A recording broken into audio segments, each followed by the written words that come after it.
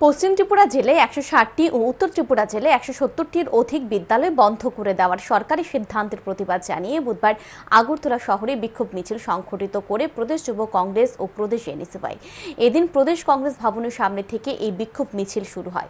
মিছিলটি আগরতলা শহরের বিভিন্ন রাস্তা পরিক্রমা করে।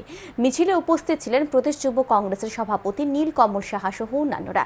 নীলকমল সাহা জানান, পশ্চিম ত্রিপুরা জেলায় 160টি, উত্তর ত্রিপুরা জেলায় 170টির অধিক বিদ্যালয় বন্ধ করে দেওয়ার সিদ্ধান্ত গ্রহণ করেছে সরকার। সরকারের এই সিদ্ধান্তের বিরুদ্ধে প্রদেশ যুব কংগ্রেস ও প্রদেশ এনএসওয়াই আন্দোলনে নেমেছে। এই আন্দোলন আগামী দিনেও জারি থাকবে।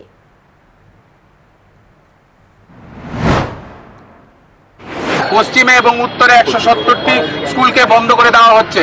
আমরা এনএসইউআই এবং যুব কংগ্রেসের তরফ থেকে তার তীব্র প্রতিবাদ করি এবং ধিক্কার জানাই এই রাক্ষস সরকারকে, যে রাক্ষস সরকার ধীরে ধীরে রাজ্যের ছাত্রছাত্রীদেরকে গ্রাস করছে এবং তাদেরকে অন্ধকারের দিকে ঠেলে নিচ্ছে।